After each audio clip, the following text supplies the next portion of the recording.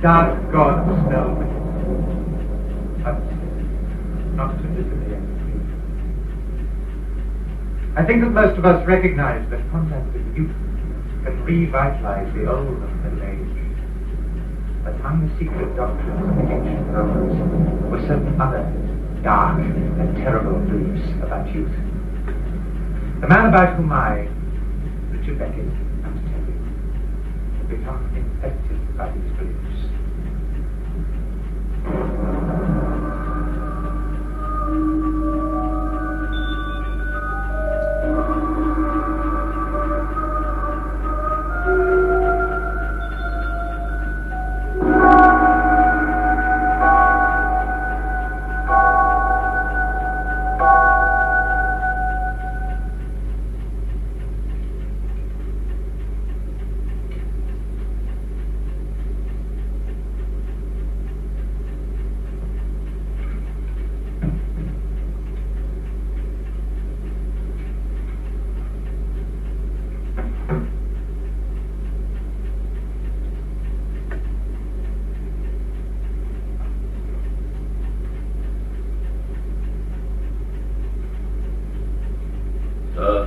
Good news, Pops. Capital. Indeed, sir. My cousin has died. And his wife of cholera, Pops. Good news, sir. Not the death, no. Terrible, tragic. And they leave a child. A poor orphan, Pops. Young Stephen Elliot, alone in the world. He's to come here. That's the good news, Pops. We're to have a child in the house. You will tell Mrs. Bunch that we expect him in about a week. That he will take luncheon with me and a light supper in the servants' hall each evening. And the bedroom, Pops. She must prepare his bedroom. Tell her that. The same room as before, sir. You've never been here before. The room at the top of the stairs, sir. Yes. Yes, that's a very suitable room. Small. But then he will be small. But he's young. What age, sir? I can't be certain. The lawyers don't say. But surely he'll be young. But he must be young.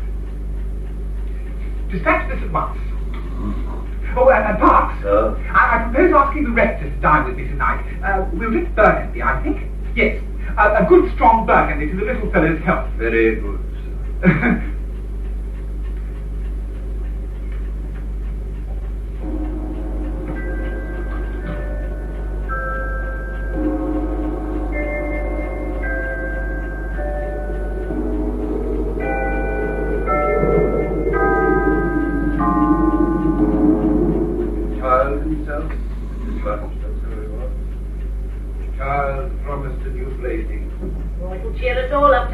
In the house? You wouldn't think that Mr. Avenue was the sort of gentleman who's scared to be cheered up.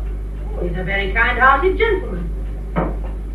After all, it isn't the first time. Nor is it. Third time lucky, so they say. So they say. No, Anthony, no, that is something I cannot admit. But you know it to be true. Only your clock prevents the admission. Father the guest started, so that neo-Platonists reduced the ceremonies of the church. There is no connection whatsoever between their practices and Christian worship. Dionysius of Cyrene became Bishop of Ptolemais. Oh, yes, you can draw on your scholarship to prove a point. But nothing will persuade me that magic has any place in our church. So much the worse to the church. No, sir, that I will not have. Then have a glass of port instead. No, thank you, I must go home. Oh, my dear sir, pray don't take offence. I'm so cheered by the news of my young cousin's coming that I cannot miss you tonight. Well, it's very good of you and unexpected, I must admit. Am I so lacking in feeling? Well, you are a scholar and a recluse. What choice? I welcome the prospect of a young life in this house, of a young mind, all fresh and new, waiting to be taught. I hope, sir, that I won't teach him too much. Well, some of your knowledge is perhaps a little advanced. A child? Yes, a child, a young child, yes. I tell you what, here's an idea. You shall teach him Latin, I shall teach him Greek. How's that? If you wish. So my Attic extravagances will be counted by your Roman rectitude. Splendid, splendid. Do you find much heat over there? Heat? You're warming your hands at an empty brazier. So I am. The warmth is in my heart.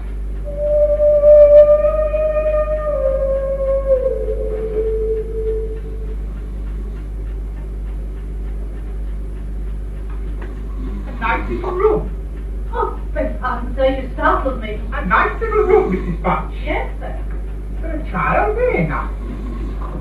He comes today, Mrs. Bunch. Yes, sir, it is that. On the coach, you know, the what? Yeah, it'll cheer us all up to have a child in the house again. Yes. Oh, yes. Yes, indeed. Is he to take his bath in the room opposite, sir?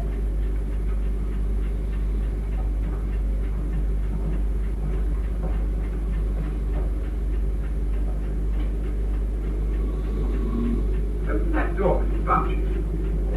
Hasn't been used for years, sir. It may be locked. How is it? Oh, a bit dusty, sir. I'll clean it up. Is that it? Oh, yes, sir. Not so much as a spider. I thought something moved. Oh, that thing. Waving in the draught. I'll put a new one up. Never mind, Mrs. Bunch.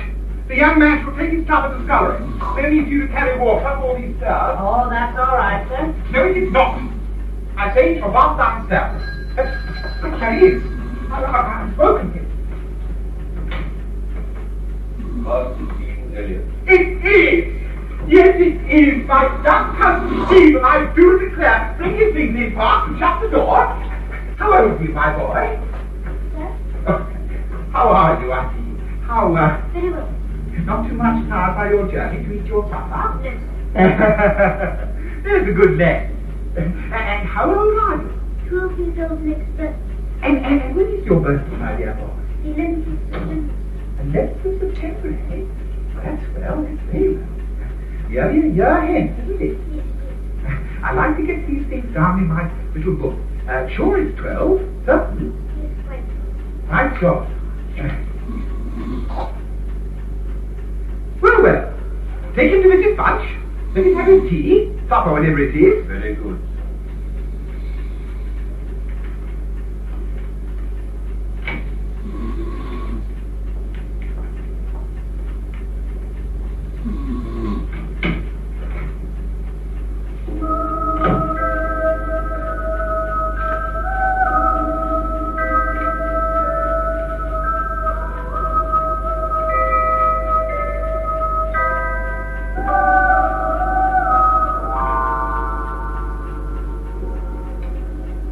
Eat up, Master Stephen.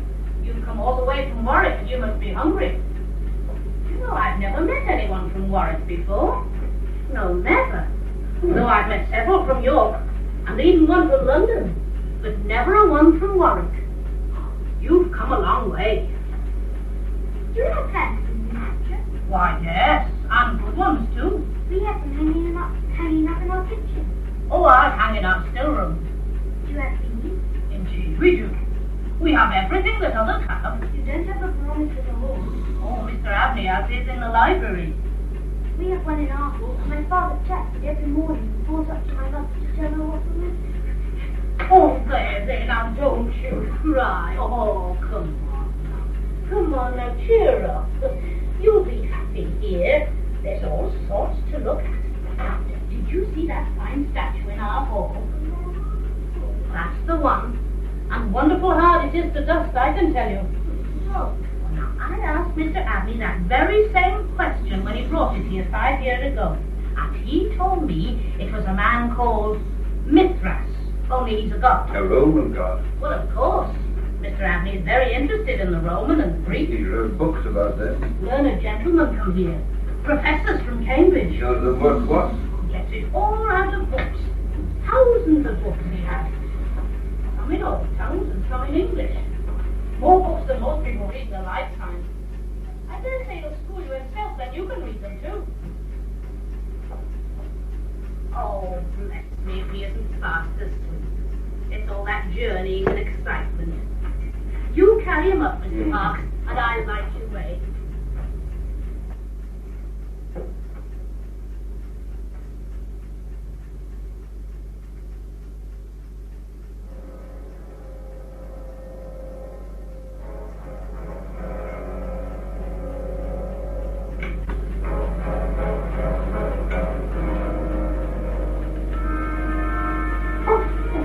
happened? Is he hurt? Oh, Lord, no, sir. Just tired out. We're taking him up to his bed.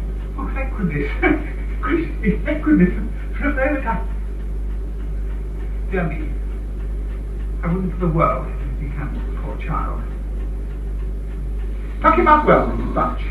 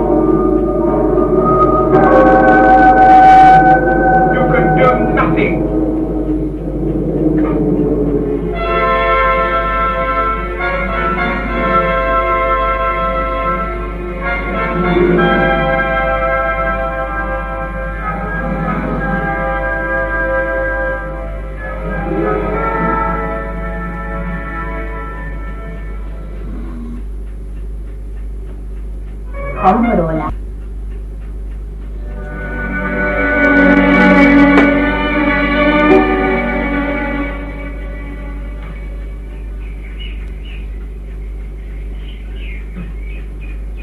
Oh, up and about, are you? Ready for your breakfast?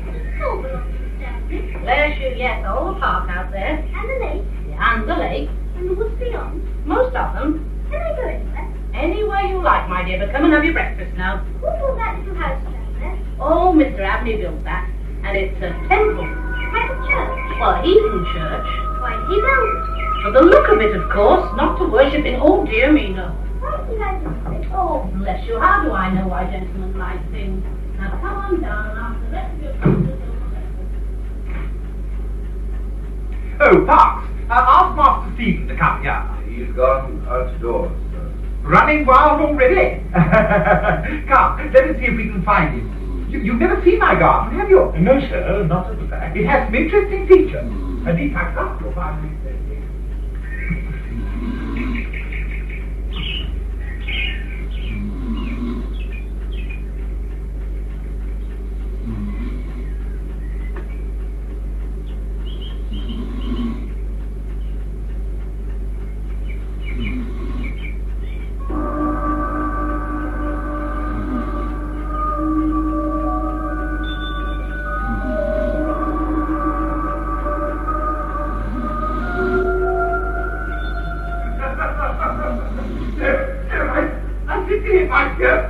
You may indeed be a member of the Royal Society, but that's it.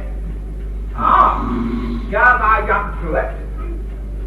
This is the rest who is to teach you Latin each morning, while I counter with drink after lunch, so that you may seek truth inter novas academia. Good morning, Stephen. But where do we find our pupils? Not in the groves of academia, but in the temple of Dionysus. Strange conceit, sir, for an English park. My folly, there it is. Remind you, an interesting god. Worship to unspeakable orgies. Yes, these votaries would tear their sacrificial victims apart and devour them. Under the impression, no doubt, that they thus consume the body and blood of their divinity. Quite absurd.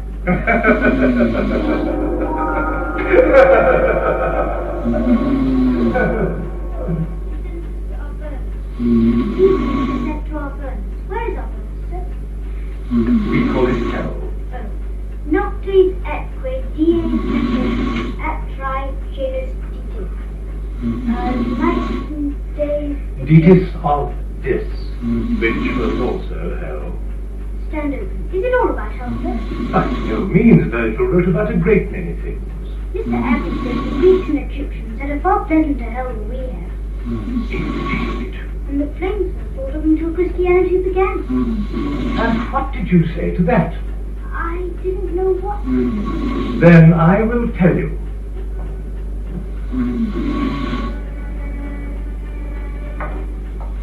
What are you making, Mrs. Black? Pastry for an apple pie. For dinner? Tomorrow. Why did you put it? Oh, what a lot of questions. Can't you ever say anything without who or why or what? Where is that sandwich? Down the cellar for a bottle of port. Can I come? Please go.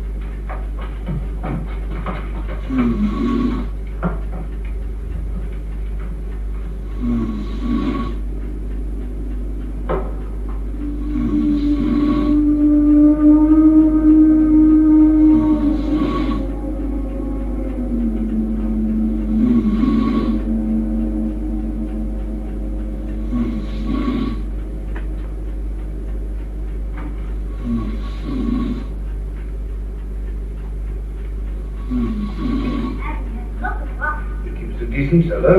How do you know which box is which? It's writ on the doors.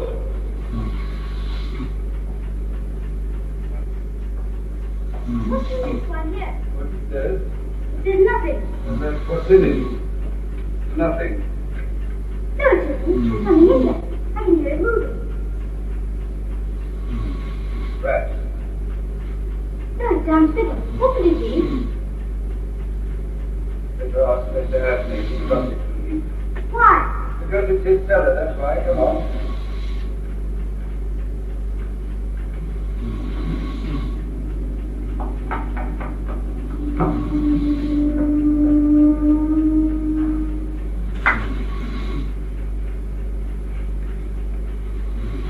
There. Pre-Christian, of course, but oddly enough, it's covered in Christian too, near Alexandria. A form of insurance, no doubt. Or a mistake. I doubt it. After all, in those days, Christianity was a mere newcomer among the religions. It would be only sensible to make one's peace with the old gods. I'm sure it's I wanted to talk to you about him. neglecting his studies. No, he's a good pupil. I find him, sir, delightful child, and inquisitive perhaps, but, well, that's only natural. Very natural in the young. I find that he has not yet been confirmed. Yeah. And as you are in loco parentis, I thought I should mention it. Indeed, yes. It must be done at once. But you know, it's so long since the bishop laid hands on me that I've quite forgotten how to go about it. I shall prepare him myself and present him to the bishop Easter. When is Easter? The 30th of March. After the equinox. What? The spring equinox on the 24th of March, Easter falls after it. Does that matter? It was always considered by the ancients to be a critical time for the young.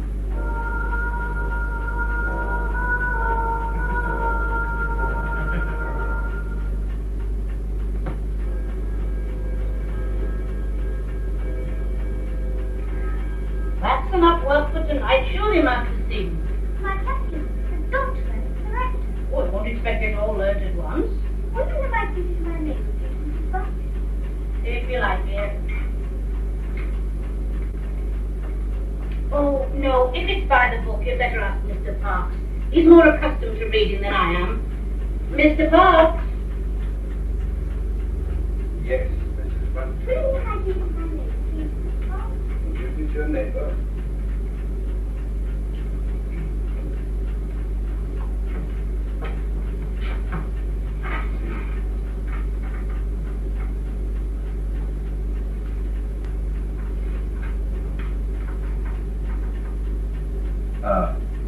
What is thy duty towards thy neighbor? My duty towards my neighbor is to love him as myself, and to do to all men as I would they should do unto me. To love, honor, and succor my father and mother. Mr. Adney now, I suppose. Oh, you've got to say what's written. My father and mother. To, Honor. honor and obey the king, Lord of the seven and let myself be done with peace, dreadful task, and the mark. There's more. I don't know anymore. Still, he's learned it nice, what he has learned. I suppose that last one means Mr. Adney again. Oh, it would. And the rector. Is he a good man? Of course, or he wouldn't be a clergyman. No, Mr. Adney. Is he good? Will he go to heaven when he dies? Good. Why, bless you, the master's as kind a soul old as ever I've seen. These are wages regular. Now, Mr. Parks, there's more to his kindness than that, and you know it. Just think of those poor children he took in. Which poor children? Oh, didn't I tell you about that little boy he took in off the street 7 years back? And the little girl just after I came here? No, who was it? Tell me about it. Well, now, the little girl I don't seem to recollect so much about. Nigh 20 years ago. He brought her back from a walk one day and gave orders to Mrs. Ellis, as was housekeeper then, that she was to be took every care with. But who was she? Well, the poor child didn't have no one belonging to her. She told me so herself. And here she lived with us a matter of 3 weeks, it might be. And then, whether she was something of the gypsy in her blood or what, but one morning she out of her bed afore any of us had opened an eye, and neither track nor trace of her have I set eyes on since. What could have happened to her? I believe she was had away to the gypsies. Master was wonderful put about. He made them drag all the ponds, but they never found her. There was singing all afternoon. Time she went. You heard them calling in the woods. One to another. Like they was lost. Dear, dear. What an odd child she was. So silent in her ways and all. Dad was wonderful took with her. So domesticated she was. Surprising. Oh, what about the little boy? Oh, that boy. Well, now, he was a foreigner. Italian he was. Giovanni, he called himself. Well, he came a tweaking his hurdy-gurdy round our drive one winter day, and the master had him in that minute and asked him where he come from, and how old he was, and where all his relatives was, and all as kind as heart could wish. But it went the same way with him. He ran away. Just like the other. Of course, these foreign nations is an unruly lot, I do suppose. And one fine morning, off he went without a word to anyone. Fine in a manner of speaking, mark you. Well, that's right. Cold March weather it was. And what a wind that night. Like all the windows was wide open. There he went, off with just his hurdy-gurdy and the clothes he stood up in. Nothing else. What did Mr. Abbey do? Oh, all he could do. He inquired around for 10 miles or more, but never a word. Ingratitude. That's what it was both times. Ingratitude. It certainly gave them everything. Toys to play with, food, clothes for the backs. Where's the toy? Oh, there's somewhere about. That cupboard on your landing, I dare say. I'll go see. No, you will not. You'll go and say good night to the master, and then off you go to bed.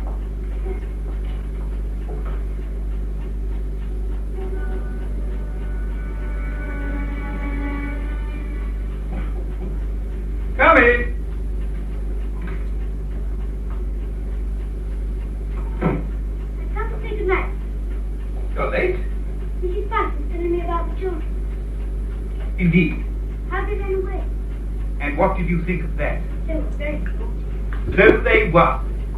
Good night, my boy. Good night. Be good. Sleep well.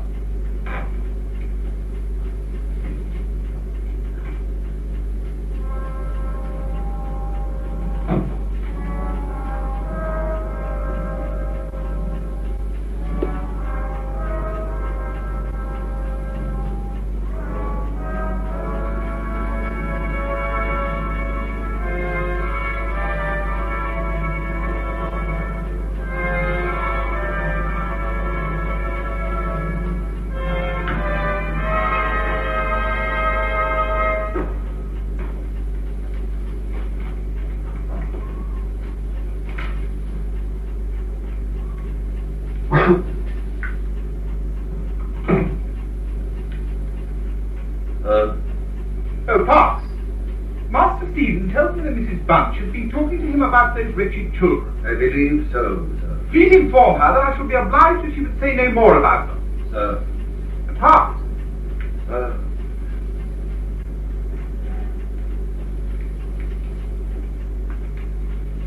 the boy is very impressionable. He must miss his parents. It would be most unfortunate if he became restless, would it not? Yes, sir, if we were to wake up one fine March morning to find him gone? In this case, sir, it is hardly probable. One never knows, Parks. Never, never, never. Young minds have strange ideas. So please instruct Mrs. Bunch. Very good.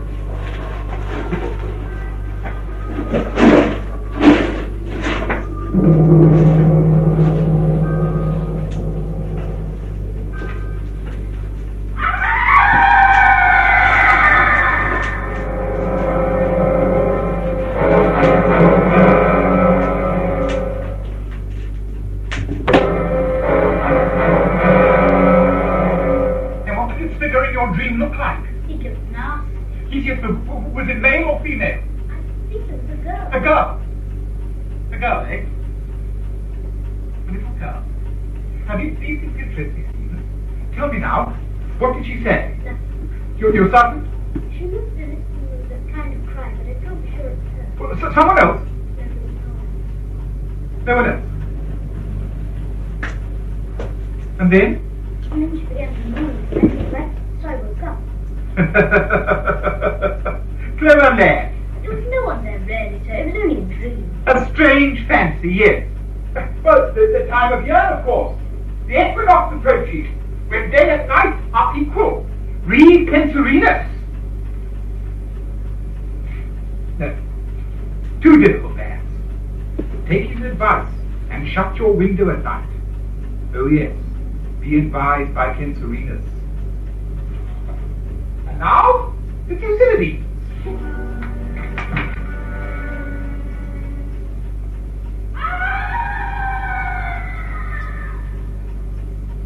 There it is again. What did you say? That thing crying out. You've heard it, Mr. Parks. Beyond the lake. Fixed. February, we're here then. March. It's March. For all that. Well? I think back to the night the little girl went. They were crying then just so. At the same time of the year. He keeps trying to get a tune out of that old barrel organ of Giovanni's. You won't. It's old, it's broke. That was a strange thing, too. The boy going off like that without it. You'd think he'd want that most of all. Seems not. I don't understand. There's lots our sort don't understand, but there are some things we know well enough. How a good place is hard to come by, and easy to lose. Mr. Abney's a good master.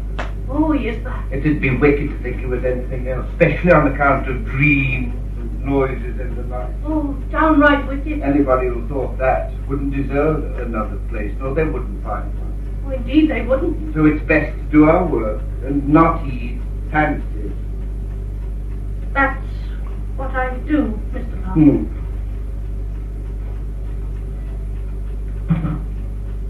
No, but I can't make it. Only good for burning. Let me have it left. Mr. Boyson and the box will I smell. don't remember. He was an ungrateful creature best forgotten. Well, then I used to do. How do you manage to tear your night dress all to flinders this trouble you do put a poor servant to us after down and mend after you. That's been cut, that has. Not by me, Punch. And I don't know who. Surely not by me. Well, you wore it last night and no one else has had it. I swear I didn't do it. Strange kind of... It's almost like...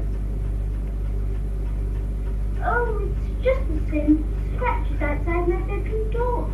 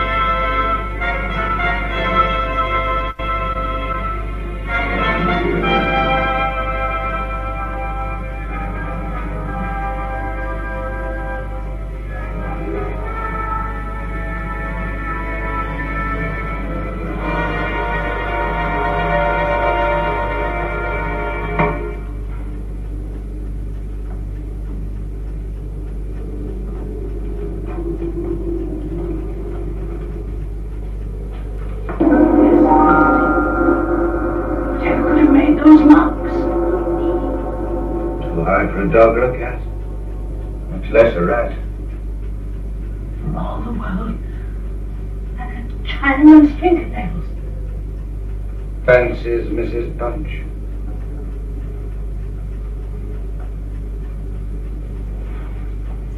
I wouldn't say nothing to the master if I were you, my dear. Well, we don't want to upset him over nothing, do we? All right. Mind you, it wouldn't do any harm to turn the key in your door before you get into bed. I always do, Mr. Fox, just as soon as I said my prayers. Oh, that's a good lad. Always say your prayers, then no harm can come to you.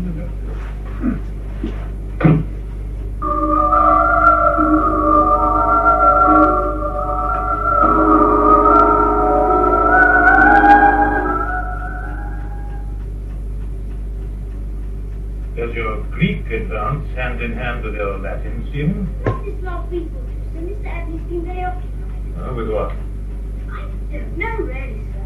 Scientific experiments, I think. At least he sent some charcoal to the brazier in the library. Well, I'm dining with him tonight, so I shall ask him. Please, sir. Yes? Please, if you wouldn't say about the experiments. I mean, Why not? I'd just drop out. You're not afraid of Mr. Abney, are you, boy? Oh, no, sir. He is kind to you, is he not? Oh, yes, sir. But I'd rather you didn't say. Good day, sir.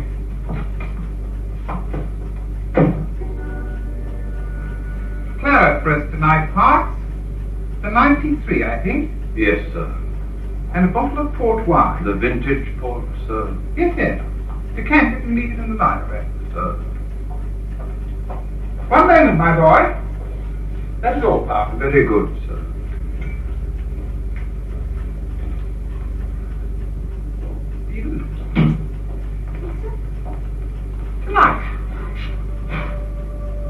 Tonight. Do you think you could manage to come to me tonight as late as 11 o'clock in the library? 11 o'clock, sir? 11 o'clock.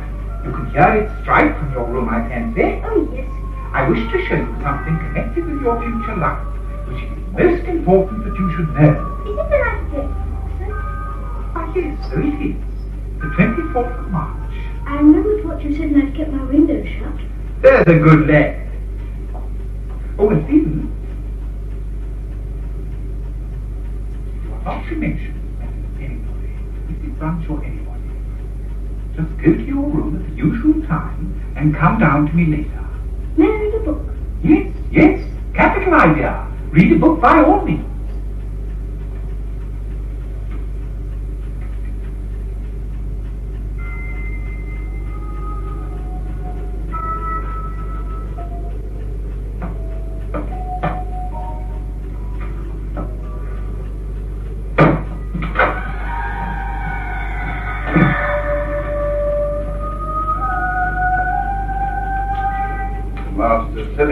Tonight, Carrington bought, and now he sends the bottle of bourbon is to be left in the library.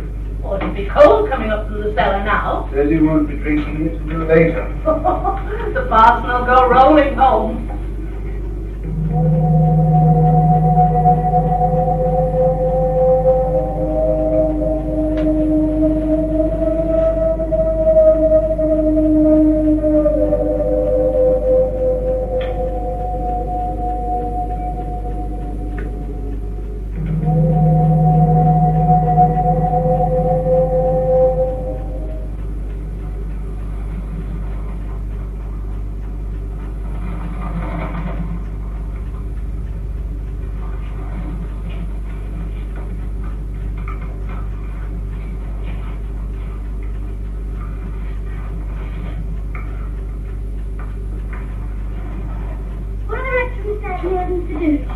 Battle of Lambeth. I'd never get it cooked in time the way the wind's blowing down my chimney. There's no wind out. The wind's quite soft.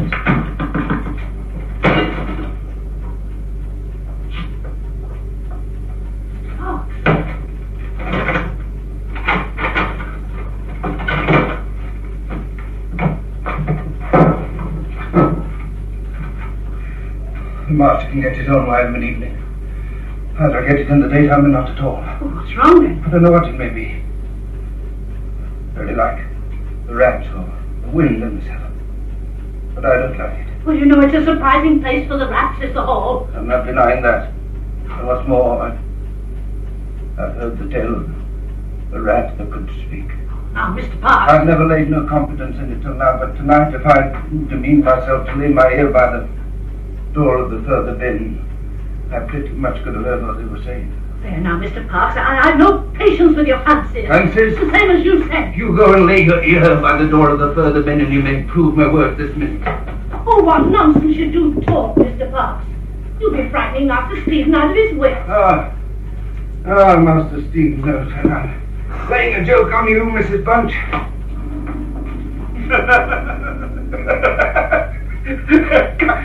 Come now, Rector. What would you accept as proof of a man's ascendancy over the elemental forces of the universe? Now, suppose he was to make himself invisible. Then that wouldn't do it. You couldn't see him. You would say, what was that? Unless, of course, a pair of invisible fingers would tweak your nose. Scarcely probable, sir. No? Rash words. You might have to eat them soon. Why, all manner of things might happen. Your church bells ring of their own accord. The watering... The church is not a subject for jest. Ah, but if it were, what jests we could have. Oh.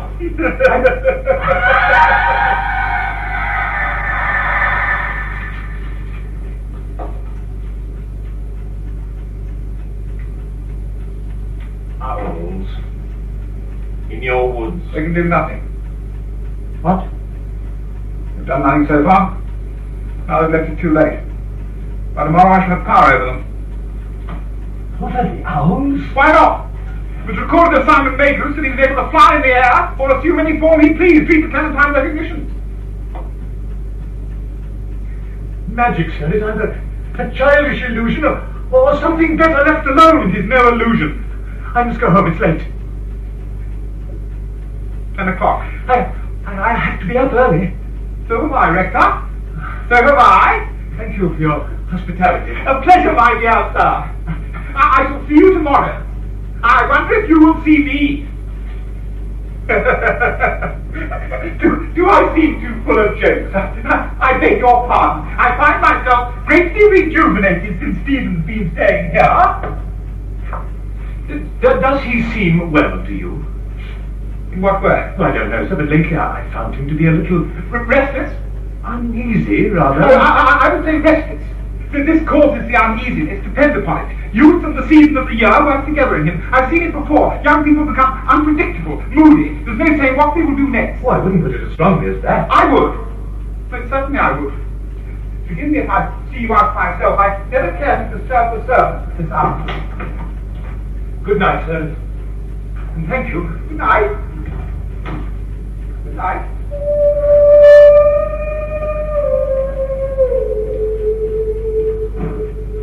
But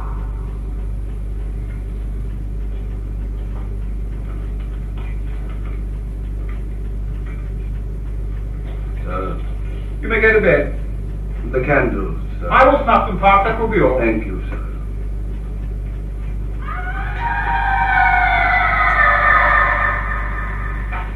What is it, Park? Nothing, sir. And good night, dear. Good night, sir.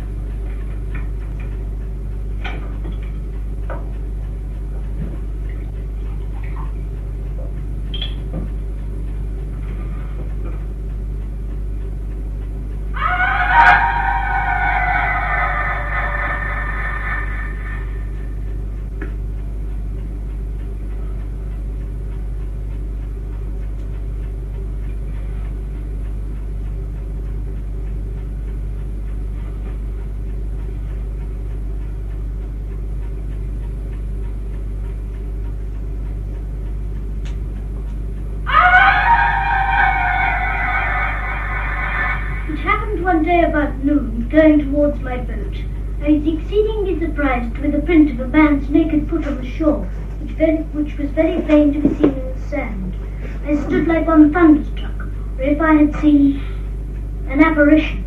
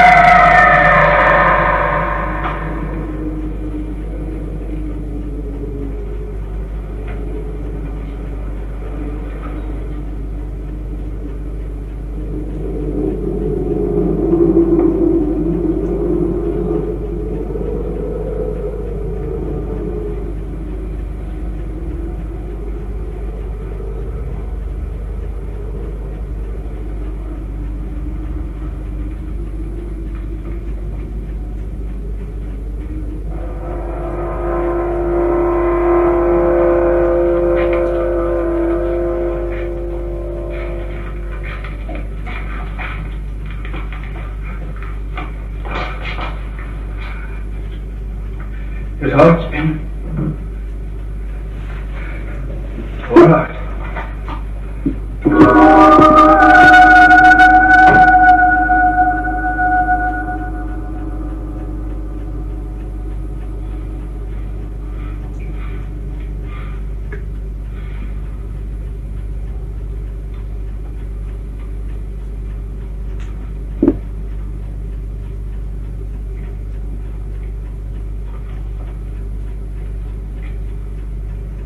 The men have finished in the cellar, sir.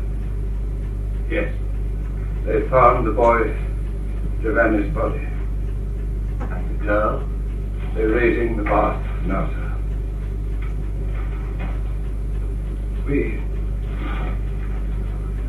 We knew nothing of this, sir. I swear. How should you? It was dreadful knowledge. This is what he wrote. A remarkable enlightenment of the spiritual faculties in man may be obtained by devouring the hearts of not less than 3 human beings under the age of 21 years. To the testing of the truth of this experiment, I have devoted the greater part of 20 years, selecting for this purpose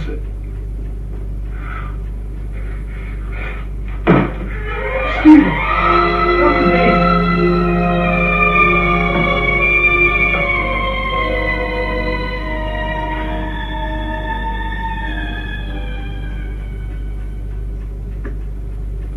The 2 unhappy children were seen no more. And Stephen is now a happy, normal, rowdy young scholar at my old school. He hopes to get his first 11 cap for cricket next term. He is, understandably, not very keen on that.